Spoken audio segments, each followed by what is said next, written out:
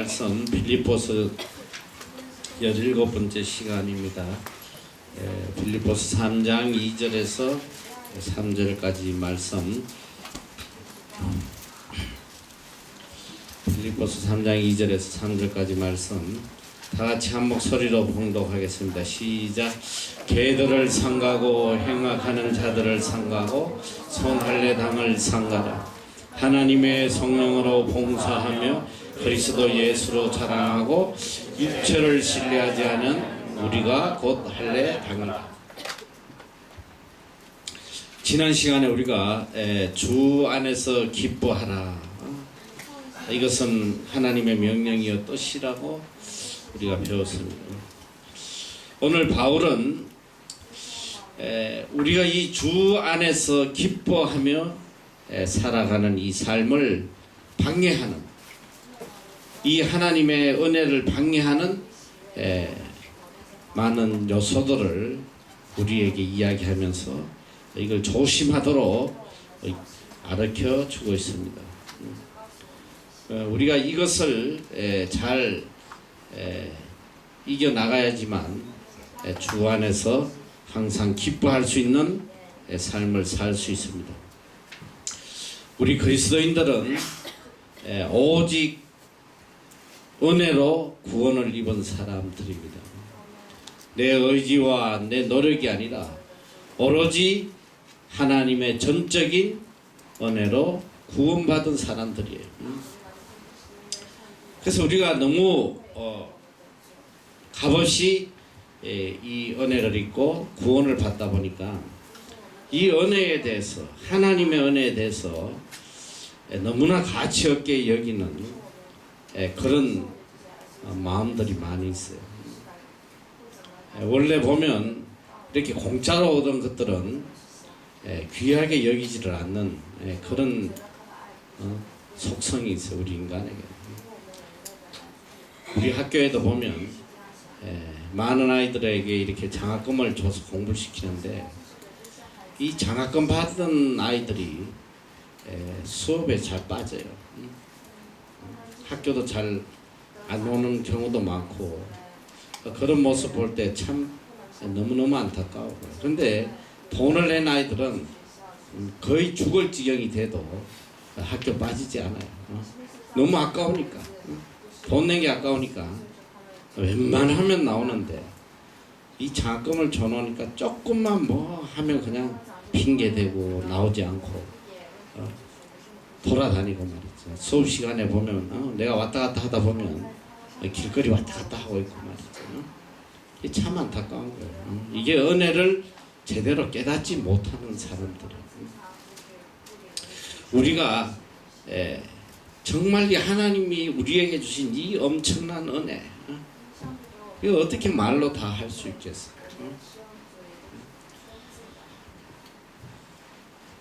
예수 그리스도를 우리에게 주시고, 주님께서 생명을 주심으로 우리를 구원하셨다는 그걸 깨닫게 된다면 우리가 이 은혜에 대해서 어떻게 값없이 그렇게 받아들일 수 있겠어요? 여러분이 알다시피 이 이스라엘 민족도 하나님의 은혜로 430년간 애굽의 종로로 다다가 구원을 받잖아요. 하나님께서 그들을 구원하셔서 젖과 꿀이 흐르는 가나안 땅으로 인도를 하시는데, 그 출발할 때의 그 간격, 그 크신 하나님의 은혜, 그들이 얼마나 하나님을 찬양하고 감격으로 출발하지만은 불과 몇 날 못 되어서 그들은 그 은혜를 다 까먹어버려요. 홍해 앞에 섰을 때에 하나님을 원망하고 모세를 죽이려고 하고, 그러나 또 하나님께서 은혜를 베풀어 주시래요. 홍해를 건넌 뒤에 그들은 또 하나님을 목청껏 찬양을 해요. 얼마나 하나님을 찬양하는지 몰라. 인간이 표현할 수 있는 최고의 언어로 하나님을 끝없이 찬양해요. 근데 그것도 채 2주를 못 넘기더라. 2주를 못 넘기고 그들이 또 하나님을 원망하고 하나님의 은혜는 온데간데 없이 사라져 버렸어요. 우리 삶이 그래요. 은혜는 그렇게 깊이 오래 가지 못하더라고. 그래서 우리 속담에 은혜는 물에 새기고 원하는 마음에 새긴다고. 너무나 쉽게 이 은혜를 잊어버려요. 내가 여기 와서 목회를 한 20년 하면서 내 마음에 한 가지 가슴에 깊이 새겨지는 거에 있어. 그게 뭐냐면 인간이 이런 게 인간이구나. 이게 이런 게 인간이구나. 인간에 대해서 이게 인간이구나. 그걸 내가 깨달아가는 거야. 그러면서 한편으로 이것이 하나님의 사랑이구나. 이것이 하나님의 사랑이구나. 사람의 모습을 보면서 내 모습을 하나님 앞에 비춰보니까 나도 별반 다를 바 없는 인간이더란 말이야. 그 크신 은혜 앞에, 그 크신 사랑 앞에 우리는 너무나도 패역하고 너무나도 무가치한 자로 은혜를 모르는 악한 자로 살아가고 있다는 거예요. 그래서 우리가 오늘 바울은 그걸 염려하는 거예요. 너희들이 하나님으로부터 받은 이 엄청난 은혜, 이걸 계속 가슴 속에 새기고 살아라. 그리고 그 은혜를 새기고 살기 위해서는 꼭 피해야 될 것, 삼가야 될 이 세 가지, 그리고 또 가슴 속에 깊이 새겨야 될 세 가지를, 비록 이 짧은 말씀이지만은 그 세 가지를 분명하게 우리에게 이야기하고 있어요. 이제 앞에는 보니까 이 부정적인 것들, 우리가 피해야 될 것들을 세 가지를 이야기를 하고 있습니다. 첫째는 개들을 삼가고, 둘째로 행악하는 자들을 삼가고, 셋째로 손할례당을 삼가라. 이 세 가지를 우리에게 이야기하고 있습니다. 첫째는 개들을 삼가라.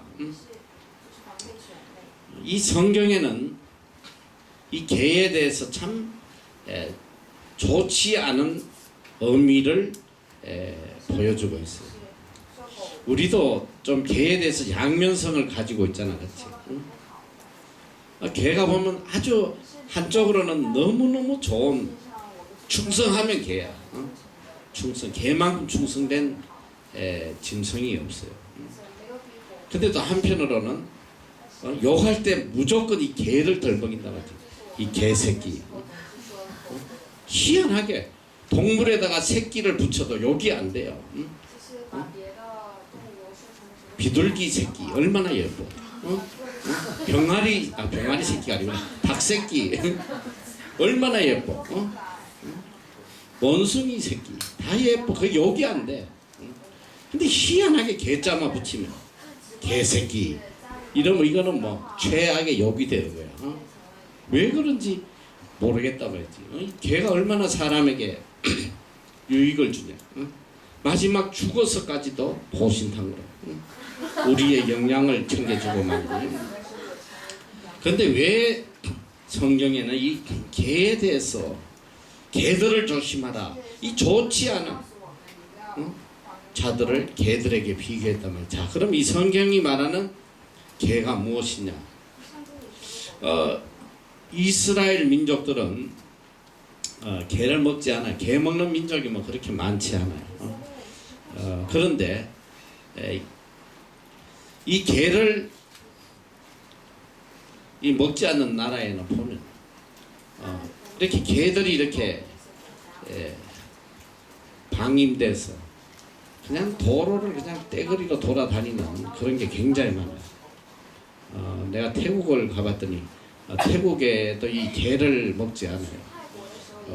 그 개를 또 그렇다고 학대하거나 잡아놓고 그러지도 않아요. 그래서 그냥 자유롭게 놔둬. 그러니까 이 개들이 말이지 얼마나 많은지. 이 대도시 이 방콕에도 말이야, 수도 방콕에도 보니까 뭐 골목골목 그렇게 개들이 막 떼거리 지어 다니면서 그냥 막 병 들어가지고 뭐 털도 다 떨어지고 이런 개들이 엄청 많아요. 그 예수님 당시에 2000년 전 예수님 당시에도 이 이스라엘 나라에 이렇게 개들이 떼를 지어서 돌아다니고 그래요. 그래서 항상 그 당시에도 길을 다닐 때 막대기를 들고 다닌다고 그래. 개들이 가까이 오면 못 오게 이렇게 하기 위해서. 그 성경에도 보면 누가복음 16장 21절에 보면 이 나사로가 상에서 떨어지는 그 부스러기를 주워 먹을 때 개들이 와서 헌대를 핥고 있었다. 그러니까 이 개들이 많이 돌아다닌 것 같아요. 그럼 오늘 여기서 말하는 이 개의 의미가 뭐냐? 첫째, 개는 이 떠들고 싸우고 또 욕심이 많고, 개들이 보면 먹을 거 있으면 절대 나눠 먹지 않아요. 욕심이 얼마나 많은지 몰라. 근처에도 못 오게 하고 막 물고 그래요. 그 이사야서 56장 11절에 보면 이 개의 특성이 굉장히 잘 나타나 있어요. 이 개들은 탐욕이 심하여 족한 줄을 알지 못하는 자요. 자, 이 개가 어떤 사람인지를 이제 이야기해 줘요. 개들은 탐욕이 심하여 족한 줄을 알지 못하는 자요. 그들은 몰각한 목자들이라. 다 자기 길로 돌이키며 어디 있던 자이든지 자기 이만 도모하며 자기 유익만 구하며. 그래서 우리가 산상수훈에서도 거룩한 것을 개에게 주지 말라, 그 말씀을 배웠어요. 둘째, 이 개는 더러운 것, 썩은 것 이런 것들을 즐겨 먹어요. 그리고 이 개는 굉장히 엄난해요. 개 하면 이제 엄난의 대표물이야. 개는 그래서 온전한 가정이 없어요. 마누라가, 자기 마누라가 따로 있는 게 아니야. 그냥 아무나 만나면 그냥 부부가 돼버려. 이게 참 엄난한. 그래서 이 개를 표현할 때 종교적 엄난. 특별히 우리가 우상을, 하나님의 백성들이 우상을 섬기는 걸 영적 간음이라고 그래요. 이 엄난을 비유할 때 개라고 비유를 해요. 그리고 개의 특징은, 개는 회개하고 다시 옛날 죄로 되돌아간다는 그런 의미를 부여하고 있어요. 그 베드로후서 2장 22절에 보면 참 속담에 이르기를 개가 그 토하였던 것에 돌아가고 돼지가 씻었다가 더러운 구덩이에 도로 누웠다 하는 말이 저희에게 응하였도다. 잠언 26절 11절에 개가 그 토한 것을 도로 먹는 것 같이 미련한 자는 그 미련한 것을 거듭 행한다. 개는 지가 토해놓은 걸 또 먹고 또 먹고. 이건 뭐냐면 회개하고 돌아서서 똑같은 죄악을 계속적으로 반복하는 이런 것을 의미하고 있다. 이제 쉽게 이야기하면 성경에서 개라고 통칭하는 것은 대체로 하나님을 섬기지 아니하고 우상을 섬기는 이방인들을 대표해서 주로 이야기해요. 이방인들과 또 이 거짓 목자들을 주로 가리켜서 이야기하고 있다. 그들은 떠들고 싸우고 욕심과 음란, 악한 행위를 계속 반복하기 때문에 개들로 표현을 하고 있어요. 그래서 본문에 개들을 상가라 하는 것들은 바로 이 하나님을 대적하고 진리를 대적하고 우상을 섬기는 이 이방 사람들을 대표해서 말씀하시는 것이다. 그래서 많은 유대의 왕들도 이 이방 사람의 풍속과 종교에 넘어가가지고 멸망한 왕들이 참 많아. 이제 우리가 구약을 배울 때 보면 얼마나 많은 이스라엘 왕들이 이 개처럼 살았는지 몰라. 이방 신들을 섬기고 악을 행하고. 그 대표적인 사람이 솔로몬. 그렇게 하나님의 은혜 아래 살고도 나중에 이방 신들을 섬기고 악을 행했어요. 하나님의 자녀들, 오늘 이 개들을 상가라, 이 말은 뭐냐면 이제 하나님의 은혜로 살아가는 이 하나님의 자녀들이 더 이상 이 이방 문화, 여기서 이방이라고 통칭하는 것은 대체로 영적으로 이 세상을 이야기하는 세상의 딸들을 취하여 우리가 지난 시간에 구약에 이야기했듯이 이 세상은 지금은 영적 의미로 하나님의 자녀와 하나님의 자녀들을 대적하는 이 세상, 세상에 속한 것들, 이 세상에 속한 모든 것들이 바로 개에 속한다. 세상의 풍속과 사상과 특별히 이 세상의 문화는 엄랑과 쾌락의 문화예요. 더러운 문화란 말이지. 그래서 우리가 하나님의 이 은혜를 지키고 은혜 속에 살기 위해서는 개들을 삼가라. 세상과 멀리 해야 된다.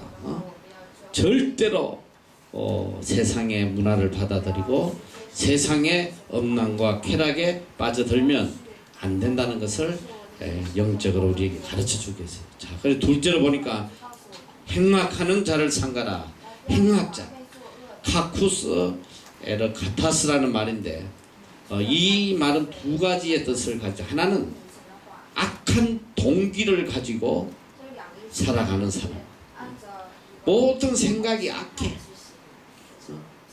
그리고 또 하나는 이 악을 행동으로 옮기는, 행동하는 악한 자를 뜻하는 거예요. 자, 성경에 이제 악한 자라는 건 뭐냐, 악한 뜻이라는 것은 뭐냐, 하나님의 뜻과 대치되는, 하나님의 뜻에 대적하는, 이건 전부 다 악한 거예요. 아무리 인간의 눈에 볼 때 선하게 보여도 하나님의 뜻에 맞지 않는 것들은 다 악이에요. 악이란 말이에요. 그러니까 일종의 이 악한 뜻을 품고 행동하는 무리들을 행악자라고 해요. 이 예수 믿는 자들을 방해하고 죽이고 하나님을 섬기는 일에 어떻게든 악한 대적으로 살아가고 이런 것들이 행악자다. 바울이 대표적인 사람이었어요. 바울은 그가 사울일 때 그는 극악한 사람이었어요. 예수 믿는 그리스도인들을 잡아 죽이는 것을 그 삶의 제일 우선순위로 삼았던 사람. 잡아 죽이고 감옥에 쳐넣고 이 이스라엘 안에 있는 이 그리스도인들을 잡아 죽이는 것으로 분이 차지 않아가지고 이방 땅으로 도망가 있는 그리스도인들까지 다 잡아 죽이려고 혈기 등등해가지고 다메섹까지, 다메섹은 이스라엘 땅이 아니라 바로 이방 땅, 지금 터키 땅인데 그 다메섹까지도 잡아 죽이려고 가다가 거기서 예수님을 만나게 되잖아요. 얼마나 행악자의 노릇을 한지 몰라. 여러분도 이제 이 하나님의 은혜 안에 살고 믿음을 지키려다 보면 정말 이 믿음에 방해하는 무리들이 있어요. 행악자들. 이 행악자들을 삼가라. 이 바울이 디모데전서 1장 13절에 보니까 내가 전에는 회방자요 핍박자요 포행자였으나 도리어 긍휼을 입은 것은 내가 믿지 아니할 때 알지 못하고 행하였습니다. 그가 정말 하나님 앞에 행악자였으나 그가 바로 깨닫지 못해서 한 행동이기 때문에 하나님께서 그를 돌이켜 주셨다. 하나님의 이름으로, 특별히 율법의 이름으로, 하나님의 이름으로 선한 사람을 죽이는 이런 악한 자들. 성경의 그 대표적인 사람들이 누구냐면 행악자들이 바리새인이요, 서기관들이요, 사두개인들이요. 선한 이름으로, 율법의 이름으로 예수 믿는 자들을 죽이고 겁귀하는 누구까지 죽이냐? 예수 그리스도를 십자가에 못 박아 죽이는 일까지 해요. 그래서 요한복음 11장 50절에 보면 이 대사장이 이런 말을 해요. 한 사람이 백성을 위하여 죽었어. 온 민족이 망하지 않게 되는 것이 너희에게 유익한 줄을 생각하지 아니하는도다 하였으니, 예수님을 죽이기 위해서 대제사장이 하는 말이에요. 한 사람을 죽여야지 너희가 다 망하지 않는다. 이래서 예수 그리스도를 죽이려고 해요. 이 하나님의 이름으로, 율법의 이름으로 이렇게 그리스도인들을 핍박하고 방해하는 이 행악자들.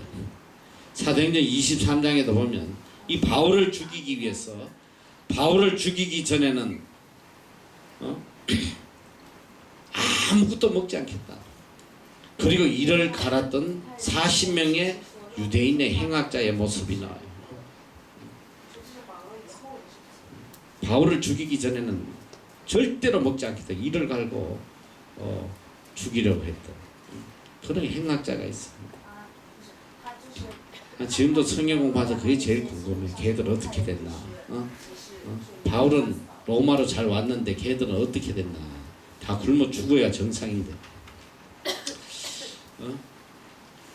우리가 은혜의 생활을 하려면 이런 행악자들을 우리가 조심해야 돼요. 이런 행악자들을 대적하면 나도 행악자가 될 수도 있습니다. 이 행악자를 상가라는 뜻은 이들을 피하라는 말이 아니고 행악자로 인하여 소중한 은혜가 피해를 입지 않도록 해라.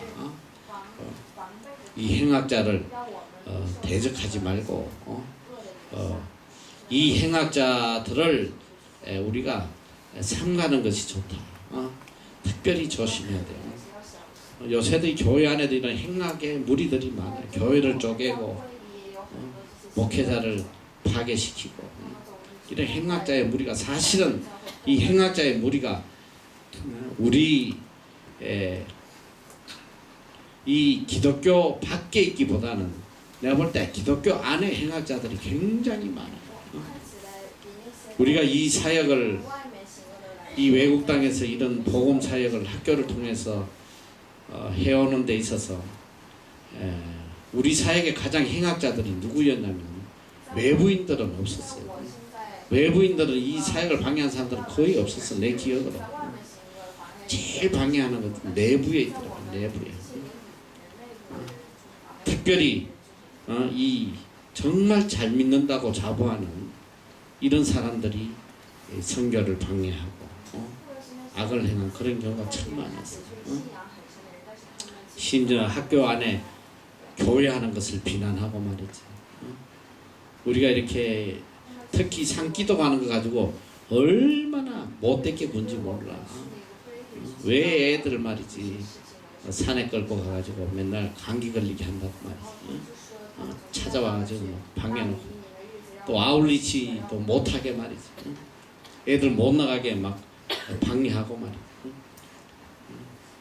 조심해야 돼. 이 하나님의 은혜를 파괴하는 여기에 휩쓸려 버리면 큰일 나는 거야. 내가 보니까 제일 불쌍한 사람이 나름대로 열심히 신앙생활 하는데 행악자로서 신앙생활하는 그런 사람들이 있어.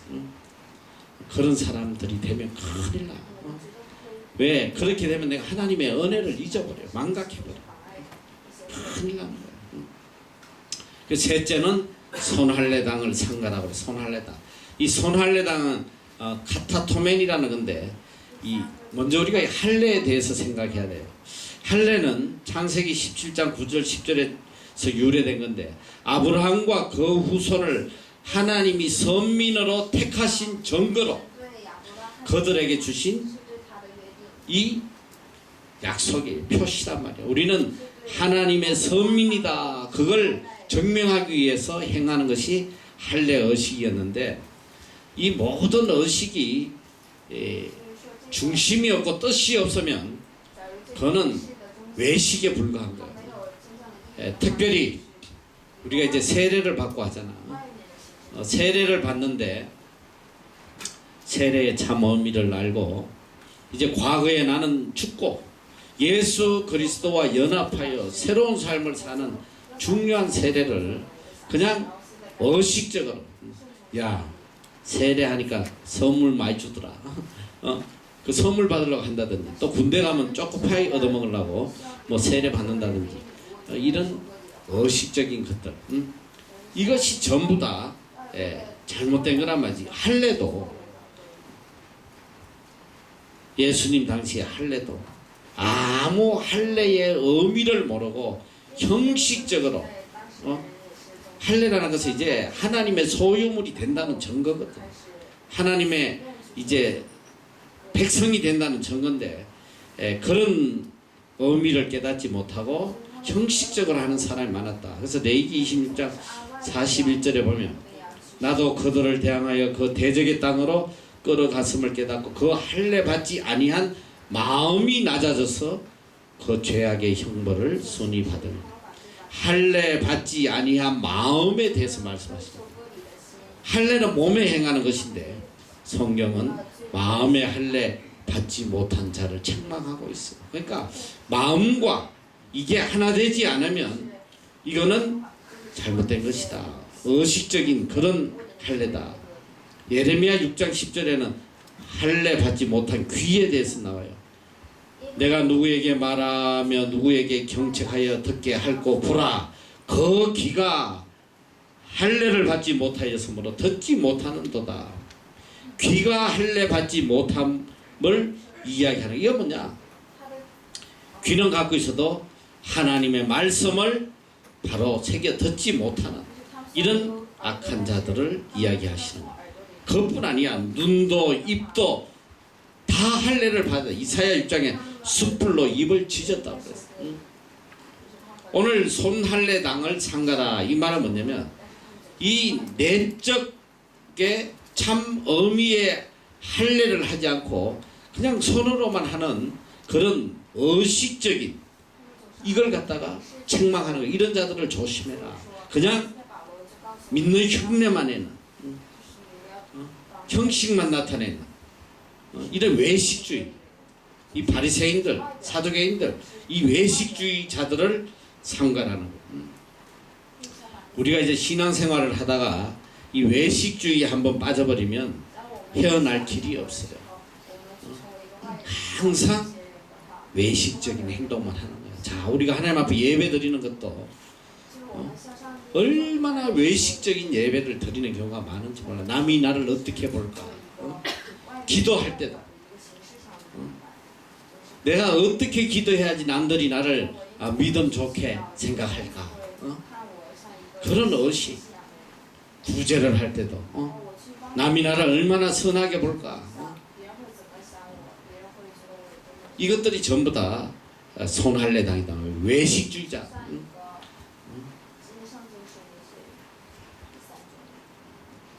사랑도 그래요. 마음이 있고 사랑이 고백이 돼야지. 이게 정상이잖아. 근데 마음에 없으면 입술로만 고백하는다. 입술로만 사랑을 고백하고 해가지고 뜯어내고 이건 술집 여자들이 하는 짓이, 창녀들이 하는 짓이. 이게 다 거짓이라는 거예요. 마찬가지예요. 우리도 하나님의 사랑에 대한 진정한 감사와 깨달음이 없으면서 의식적으로 형식적으로 입술로 주님 사랑해요, 주님 찬양합니다, 뭐 늘 입술로 하는. 그래서 하나님께서 너희가 마음은 나에게 멀어져 있으면서 입술로 나를 경배하고 있다, 나를 섬기고 있다. 하나님 책망하시는 거예요. 그리스도인이 가장 빠지기 쉬운 함정이 바로 이 외식주의, 손할례당이란 말이에요. 하나님을 사랑하는 목적 외에 또 다른 목적으로 교회에 나오고 하나님을 섬긴다면 이것도 손할례당이야. 이게 거짓이란 말이야. 교회 나와서 예배하는 목적이 뭐냐? 내 유익을 위해서 한다면 병 고치기 위해서 나오고 부자 되기 위해서 나오고 내 문제를 해결하기 위해서 나온다면 이것은 윗선자예요. 거짓된 이런 손할례당이에요. 거룩한 종교의식만을 가지고 있는 이 바리새인들 예수님 당시에 바리새인들은 정말 존경받는 종교인들이었어요. 모든 사람들이 존경하고 옷도 뭐 다르게 물론 입고 다니지만 거룩함, 항상 사람들 앞에 거룩한 모습으로 율법을 철저하게 지켜나가는 율법주의자들이었어. 그런데 주님은 그들을 이 손할례당이라, 이들을 삼가라, 이들을 조심해라, 이들처럼 되면 큰일 난다, 하나님의 은혜가 다 사라져버린다. 우리가 어쨌든 하나님을 섬기는 데 있어서는 진실해야 돼. 자, 그래서 어떻게 너희들이 이 은혜 안에, 이 기쁨 안에 살기 위해서 어떻게 해야 되냐? 세 가지를 알려주고 있어요. 첫째는 성령으로 봉사하라. 다시 따라해봐. 성령으로 봉사하라. 성령으로 봉사하는 삶을 살아라. 이 봉사는 서비스예요. 하나님 앞에 예배 드리는 것도 서비스라고 그래요. 서비스. 그러면 이 성령으로 봉사하라는 의미는 도대체 무슨 의미인가? 근데 이게 원문에 보면 우리말 성경에는 이 세밀하게 이렇게 이걸 나누지를 안 하고 번역된 게 많은데, 원래 이 헬라 원문에는 이것이 하나님 앞에 예배를 이야기하는 거예요. 그러니까 다른 말로 하면 성령 안에서 예배하라. 항상 성령 안에서 예배하라. 하나님 앞에 우리가 섬기는 것, 하나님 앞에 봉사는 이건 예배가 되는 것이고, 사람에게 봉사하는 것은 봉사가 되는 거예요. 그래서 이 원문은 정확히 하면 성령으로 예배하라. 하나님 앞에 하는 거예요. 성령은 뭐냐? 바로 예수 그리스도의 영이요, 그리스도의 마음이에요. 그래서 우리가 하나님 앞에 나아갈 때 언제나 우리는 성령이 인도하는 대로 살아야 된다. 우리의 삶은 항상 성령 안에 있어야 된다. 성령이 깨닫게 하시는 대로, 성령이 감화하시는 대로, 또 성령이 인도하시는 대로 항상 신령한 예배의 삶을 살아야 된다. 그래야지만 하나님 은혜 아래 거할 수 있다. 이거는 너무나 중요한 거예요.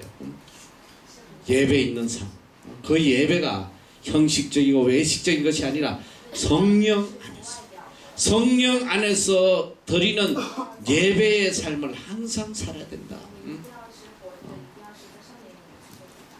이게 하나님의 은혜를 우리가 느끼면서 살아가는 거예요. 그래서 신령과 진정으로 예배 드리라. 주님이 말씀하시잖아요. 언제나 영의 귀로 하나님의 음성을 듣고 영의 눈으로 하나님을 바라봐야 된다. 그리고 둘째는 그리스도 예수로 자랑해라. 그리스도 예수로 자랑해라. 따라해봐. 그리스도 예수로 자랑해라. 끝까지 주님을 자랑하는 삶을 살아야 된다. 입만 열면 예수 그리스도를 증거하는, 입만 열면 예수 그리스도를 자랑해야 돼.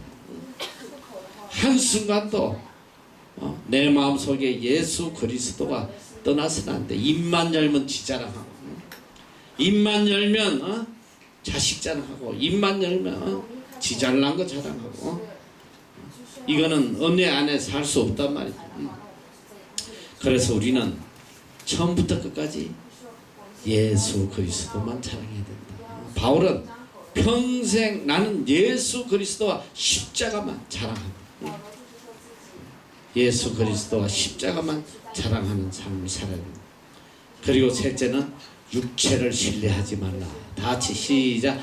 육체를 신뢰하지 말라. 이 말은 다른 말로 하면 오로지 하나님만 의지하고 살아라. 과거도 하나님의 은혜 아래 있었고, 현재도 하나님의 은혜 아래 살고, 미래도 우리는 하나님의 은혜 아래 살아갈 사람들이에요. 하나님의 은혜가 없이는 한순간도 살아갈 수도 없고 지금까지 살아오지도 못했어요. 우리는 오로지 하나님의 은혜로만 살아간다. 그래서 절대로 자기 의에 빠지면 안 된다. 멸망한다. 이게 자기 의에 빠져서 멸망한 대표자가 누구냐? 바로 바리새인들 아니야, 바리새인. 자기 의에 도취돼가지고 하나님 저는 일회에 2번씩 금식하고 덧색하지 아니하고 간음하지 아니하고 저 세리와 창녀같이 살지 않았다. 자기 의에 도취해가지고 그 맛에 살고 있어. 그러나 한쪽 편에는 감히 하늘을 우러러 보지도 못하고 주님 제가 죄인 올소이다. 가슴을 치며 통에 자복하는 이 세리를 보시고 주님이 오늘 누가 어려운 자냐? 이 세리가 어려운 자다. 여러분 자기 의에 도취되면 큰일 나는 거야. 그게 육체를 신뢰하는 거야. 우리 아이들 중에도 잘 새겨들어야 되는 아이들. 특별히 한국에서 선교단체에 열심히 간사하고 선교 훈련받고 DT에서 갔다 오고 뭐하고 이런 아이들이 대체로 자기 의에 빠져 영적 교만합니다. 정말 무서운 거예요. 그런 아이들은 이 하나님 앞에 드리는 예배에 진실된 예배를 드리지 않아요. 자기 의에 빠져가지고 교만하게 항상 평가하고 판단하고 이게 다 멸망하는 거예요. 이게 얼마나 무서운 건지 알아요. 하나님 앞에 드리는 예배, 성령으로 드려야 될 예배, 신령과 진정으로 드려야 될 예배를 지 의에 도취돼 가지고 판단하고 정죄하고 심지어는 목사도 말이지 판단하고 정죄하고 얼마나 교만한지 몰라요. 그러니까 큰일 나는 거야. 하나님 앞에 언제나 두려워하는 마음으로 하나님 앞에 드리는 예배에서는 정말 두려움이 있어야 돼. 얼마나 영적 교만함에 빠져 있는지 말로 못해. 그래서 갈라디아서 3장 3절에 바울이 제일 우려하는 거야. 너희들이 왜 성령으로 시작하였다가 육체로 마치느냐? 처음에는 하나님의 은혜로 그냥 감격하고 감사하고 그 속죄의 은혜로 기뻐하던 사람이 점차 육체로 빠져들어가지고 교만에 빠져가지고 나중에는 자기 어떤 행위로 구원을 받는지 착각하고 있어. 내가 열심히 섬겨야지 더 구원받고 내가 더 많은 일을 해야지 더 하나님의 은혜가 크고 헌금해야 복받고 구제해야 복받고 이런 어떤 행위에 자기를 판단하면 이게 율법주의자가 돼요. 그래서 은혜 생활은 육체를 신뢰하지 말고 율법주의에 빠지지 마라. 우리는 오로지 하나님의 은혜 살아간다. 내가 볼 때는 그래. 우리의 행위라는 거 인간들이 볼 때 저 사람은 정말 성인이다. 정말 저 사람은 너무나 바르게 신앙생활하고 있다. 저는 엉망이다. 뭔 신앙생활 저렇게 하나. 하나님 입장에서 보면 똑같아. 다 죄인일 뿐이야. 인간의 선행이 하나님의 은혜 앞에 비춰보면 그게 뭘 가치가 있겠어. 티끌만도 못하게 티끌만. 암만 내가 주님을 위해서 선을 해간다고 발버둥 친들 예수 그리스도의 그 구속의 은혜에 비하면 그 어디 갖다 대겠어. 기껏 해봐야 돈 몇 푼 도와주고 기껏 해야 남쪽 섬겨줬다고 그게 생명을 바쳐서 우리를 구속하신 예수 그리스도의 은혜에 어디 감히 견줄 수가 있겠어. 티끌에 불과한 거야. 그러니까 절대로 내가 하는 어떤 선행이든 어떤 행위든지 거기에 도취되고 빠지면 멸망하는 거야. 육체를 신뢰하는 어리석은 자가 된다. 항상 섬기면서도 항상 하나님 앞에 부족한 자신을 뒤돌아보고 크신 하나님의 은혜에 더 감격하고 그 하나님의 은혜를 아는 사람은 뭘 하면서 자기를 드러내질 않아요. 드러낸다는 게 얼마나 창피한 일이야. 하나님이 베푸신 은혜가 얼마나 큰데. 내까지 있게 한 게 뭘 한 게 있겠어. 그걸 어떻게 드러내겠어. 그래서 성경은 너희들이 하나님의 은혜 아래 이 하나님 주신 기쁨 속에 살려면 절대로 육체를 신뢰하지 마라. 성령 안에서 예배해라. 성령 안에서 예배해라. 그리고 둘째가 뭐라 그랬어? 그리스도 예수로 자랑해라. 입만 열면 그리스도와 십자가 자랑하고 셋째로 육체를 신뢰하지 말고 살아라. 자, 또 이제 4절에서 7절까지 빨리 읽어보도록. 4절에서 7절 다 같이 한 목소리로 시작. 그러나 나도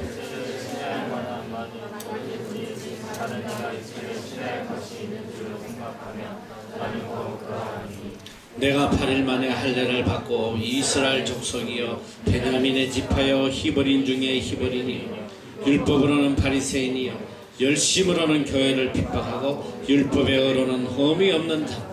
그러나 무엇이든지 내게 유익하는 것을 내가 그리스도를 위하여 다 해로 여길 뿐이다. 예수를 믿는다는 거, 내가 믿음 생활한다는 것은 바로 예수님을 나의 구주로 모신다는 거예요. 주님이 내 인생의 주인이요, 나의 왕이요, 내 중심이요, 내 삶의 목적이 되는 이것이 예수 믿는 거란 말이죠. 그리스도가 바로 내 가치관의 중심이고 그리스도가 바로 내 인생의 목적이 되는 이 사람이 믿는 사람이야. 그냥 교회 왔다 갔다 한다고 해서 믿는 사람이 아니란 말이지. 예수를 통해서 내 어떤 목적을 이루기 위해서 교회를 나온다면 이건 그리스도인이 아니에요. 참 신앙, 참 믿음이라는 것은 바로 그리스도 자체가 목적이 돼야 돼. 주님이 내 목적이 돼야 돼. 주님이 내 신앙의 중심이 돼야 돼. 그리고 주님이 내 삶의 이유가 돼야 된다. 그러니까 이 참 믿음의 사람은 바로 그리스도 중심적인 가치관을 가진 사람. 모든 가치의 기준이 예수 그리스도가 된단 말이에요. 그리스도가 알파요 오메가요. 예수로 말미암아서 내 삶이 변화돼 가는 거예요. 그러니까 참 믿는 사람, 예수를 믿게 된 후로는 참 믿음을 가지게 되면 어떻게 되냐? 예수님을 알기 이전의 모든 가치관이 다 러비시가 돼버리는 거예요. 다 버리는 거예요. 아무 가치가 없어. 과거에 내가 그렇게 귀하게 여겼던 행복관도, 취미관도, 심지어는 입맛까지도 다 바뀌는 거예요. 예수를 믿고부터는 모든 게 입맛도 다 바뀌는 거야. 예수 믿기 전에는 이 담배가 그렇게 달콤할 수가 없어. 예수 믿기 전에는 참이슬이 그렇게 이슬처럼 내 마음을 시원하게 해줄 수가 없어. 그런데 예수 믿고부터는 다 끝나버려. 그게 역겨워. 그냥 담배 연기만 하면 막 숨이 콱콱 막혀. 피해. 근처에 있을 수가 없어. 술 냄새만 맡아도 이거 막 오바이트가 돼. 난 지금도 이해를 못하는 것 중에 하나예요. 인간이 왜 돈을 내고 그 고통스러운 선물을 마시는지 몰라. 나 내 평생에 소주 내가 딱 한 번 먹은 걸로 기억나는데, 중학교 2학년 때. 그때는 너무 가난해가지고 배가 아프면 이렇게 복통이 나면 약을 사 먹일 수가 없어서 제일 우선 밤이고 뭐고 하니까 병원도 갈 수 없고 약국도 문 닫고 하니까 제일 급하게 소주를 먹이더라고. 우리 어머니가 권사님인데 나한테 배 아프다고 소주를 먹였어요. 급히 구해가지고. 근데 그날 밤에 내 인생에 가장 큰 고통을 겪은 거야. 밤새 구토하고 막.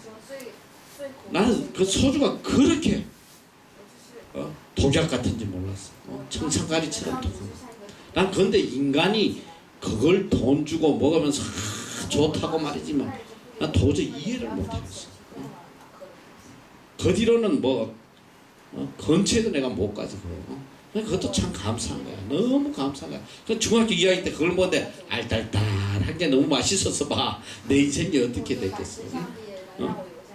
이 얼마나 감사한지 몰라. 하나님께서 입맛도 믿음의 사람은 입맛도 바뀌는 거야. 입맛이 바뀌어야 돼. 예수 믿는 사람은 취미도 다 바뀌어요. 세상에 그렇게 즐거워했던 취미들이 예수를 믿고부터 역겨워. 건치 가기도 싫어. 어떤 여자가 교회는 열심히 다니는데 나름대로 신앙생활하는데 이 사람의 취미는 뭐냐? 보석을 보면 미치는 안 사고 못 견뎌. 돈만 생기면 보석 해가지고 집에다가 넣어놓고는 그거 쳐다보는 낙으로 사는 거야. 그런데 그걸 갖고 있다 보니까 나 사람만 누가 집에 와도 저 도둑놈인가. 어디 나갈 때도 늘 마음이 편치 않고. 그런데 어느 날 문득 아니 내가 왜 이 하찮은 이 새 조각에 이렇게 내 인생이 다 빼앗겨가지고 이렇게 고통스럽게 사나. 믿음이 들어가니까 그게 영의 눈이 떠있는. 그래가지고 그 박스를 통째로 들고 목사님을 찾아가지고 목사님 내가 이 집 거지. 예수를 믿는다고 그러면서 내 마음이 온통 여기에 다 뺏겨서 여기에서 기쁨을 찾고 지금 보니까 이게 내 인생의 고통이고 족쇄고 나에게 괴로움을 주는 거. 목사님이 알아서 어떻게든 목사님 다 처분 좀 해달라. 보석함을 그냥 탁 목사님한테 내팽개치고 가버렸다. 예수 믿으면 믿음이 들어가면 모든 가치관, 취미도 바뀌고 생각도 바뀌고 가치관이 다 바뀌어요. 그리고 예수 믿는다는 건 뭐냐? 믿음이라는 거는 신앙생활의 완성이 뭔지 알아? 신앙생활의 완성은 자기를 온전히 포기하는 거예요. 신앙생활의 최고의 극치는 자기를 토털리 기부하는, 완전히 자기를 다 포기하는 거기가 신앙생활의 완성이다. 전에 내가 귀하게 여겼던 모든 것을 다 버리는 거예요. 바울은 바로 이 믿음을 깨닫고 실천했던 사람이에요. 예수 그리스도를 알기 전에 그렇게 귀하게 여겼던 그의 모든 가치관을 한순간에 다 쓰레기처럼 다 버리고 오직 예수 그리스도만을 내 가치관으로 삼았다. 그래서 예수 믿는다는 것은 나의 모든 것을 다 버리는 거예요. 그러니까 마태복음 13장 44절 예수님의 밭에 감추인 보화에 대한 비유를 이야기했어요. 어떤 사람이 밭에 묻힌 보화를 발견하거나 자기의 모든 것을 다 팔아가지고 그 밭을 사요. 이게 뭐냐? 우리가 예수 그리스도를 발견하고 난 뒤에는 내가 과거에 귀하게 했던 이 모든 걸 다 처분하고 오직 예수 그리스도를 소유하는 거예요. 그래서 누가복음 14장 26절에도 나오고 또 마가복음 10장 29절에도 나오고 나와 미 복음을 위하여 부모나 형제나 자매나 어미나 자식이나 전토를 다 버리라고. 예수 그리스도를 발견하면 내 생명보다 귀한 이 모든 것들을 다 버리게 돼 있단 말이에요. 가치관의 변화. 그래서 예수님은 십자가를 지고 자기를 부인하고 나를 따르라. 믿음의 생활이 뭔지 알아? 자기를 부인하는 거야. 셀프 디나이얼. 자신을 완전히 송두리째 다 부인해야 돼. 버리고 오직 예수 그리스도만 가치관으로 여기는 이게 믿음이야. 그래서 만일 여기에 방해되는 십자가를 지고 주님을 따르는 길에 방해되는 길이 있다면 눈이라도 빼버리고 손이라도 찍어버리라고 마태복음 5장 29절 이하에는 말씀하고 있다. 8절 이하에 보면 모든 것을 잃어버렸다. 바울은 그렇게 고백하고 있습니다. 스스로 모든 것을 다 버렸다.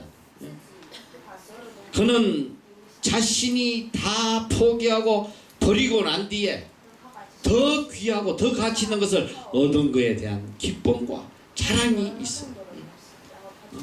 내가 과거에 귀하게 여겼던 걸 포기하고 예수 그리스도를 얻고 난 뒤에 나는 인생에 너무나 큰 기쁨과 감격을 소유하게 된다. 우리가 믿음이 온전하냐 안 하냐 그거는 내가 얼마나 깨끗이 포기했냐 안 했냐 여기에 달린 거라. 내가 깨끗이 포기하면 포기할수록 내 믿음은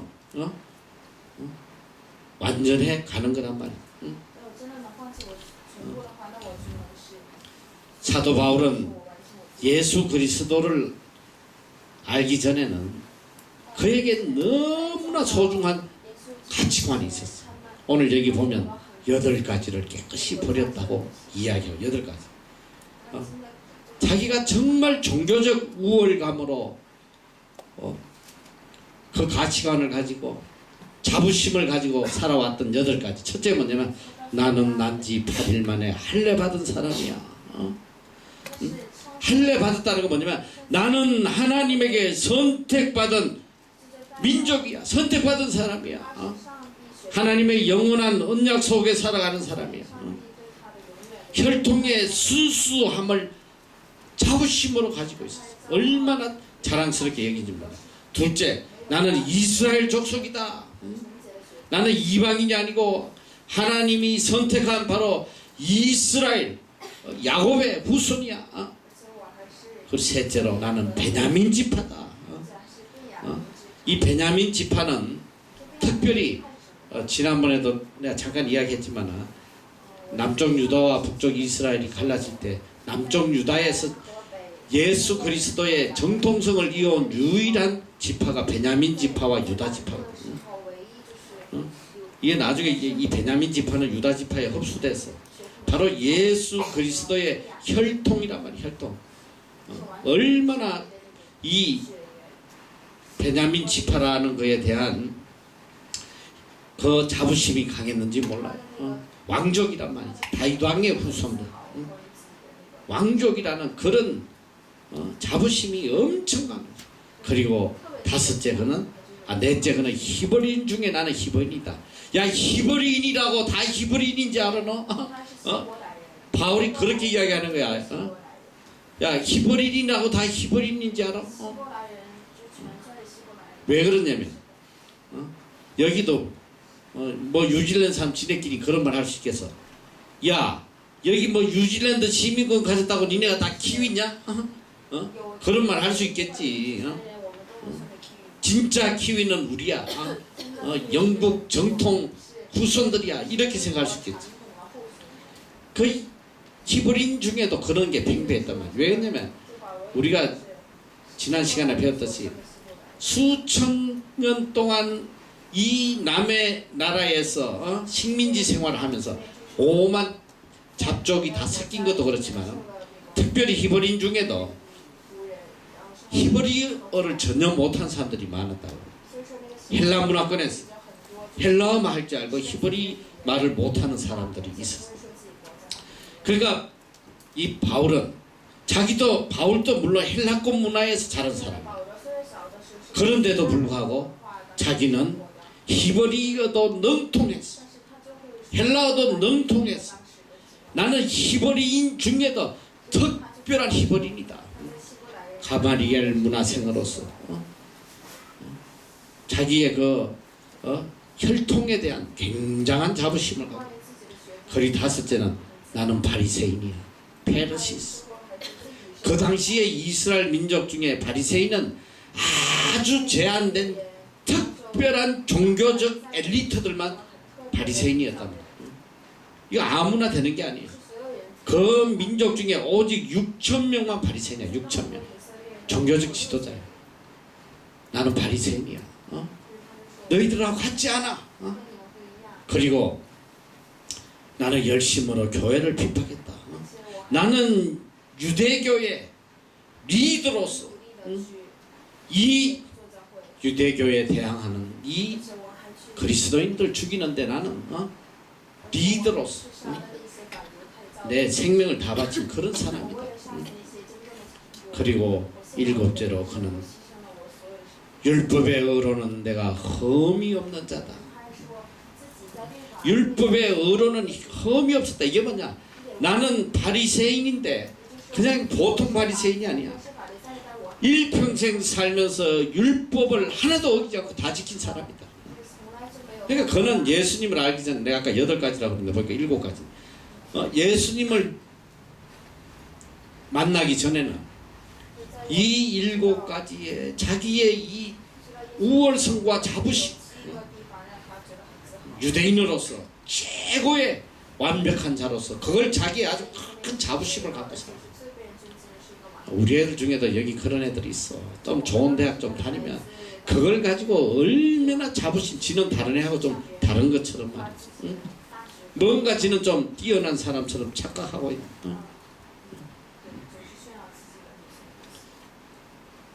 그는 어느 누구 앞에서도 자신당당한 그런 자부심이 있는 사람. 근데 그가 7절에 보니까 그는 이전에 유익했던 것들 그리스도를 위해서 다 해로 여겼다고 했어요. 그렇게 내가 귀하게 여겼던 거 이젠 다 해로 여겼다. 여기에 중요한 의미가 있어요. 내가 그리스도를 모르고 살았을 때는 내 삶에 그렇게 가치 있고 소중하고 내 자부심이었던 그것이 그리스도를 만나고 그리스도 안에서 살다 보니까 이게 전부 다 해가 되더라. 악이 된다. 방해물이 되고 오히려 주님과의 관계에 있어서 큰 걸림돌이 된다. 이제는 오직 예수 그리스도와 나와의 관계 속에서 가치 있는 것만이 유익한 것이다. 그 어떤 것도 나에게 가치 있는 것이 아니다. 그래서 고린도전서 2장 1절에 내가 너희 중에서 예수 그리스도와 그의 십자가에 못 박히신 것 외에는 아무 것도 알지 아니하기로 작정했다. 그에게는 십자가와 예수 그리스도보다 더 가치 있는 것이 하나도 없고 그 2개 외에는 더 이상 가치 있는 게 없단 말이야. 아무것도 가치 없다. 오직 나는 예수 그리스도와 십자가밖에 없다. 이게 그 인생의 가치란 말이죠. 우리는 이제 하나님의 은혜를 입고 사는 사람으로서 버릴 것을 버려야 돼. 버릴 것을 버리지 못하면 일평생 살아도 이 하나님의 은혜를 못 느끼고서 하나님이 주시는 기쁨과 평안과 행복을 못 누리고 산다. 버려야 될 것을 버려야 돼. 버리지 않으면 안 돼. 성경은 끊임없이 우리에게 가르쳐주고 있어. 이 세상에 가치 있는 것은 하나도 없다. 아무것도 가치 있는 것. 내가 정말 살아오면서 보니까 정말 가치 있는 게 없어. 내가 젊었을 때 그렇게 가치 있게 생각했던 거. 나도 좀 가져보고, 사람들도 좀, 내 밑에 둬보고 말이지. 하나님이 다 이루어 주셨습니다. 내가 보니까 하나도 가치 있는 아무것도 가치. 예수 그리스도와 십자가. 그 외에는 이 세상에 가치 있는 게 없단 말이야.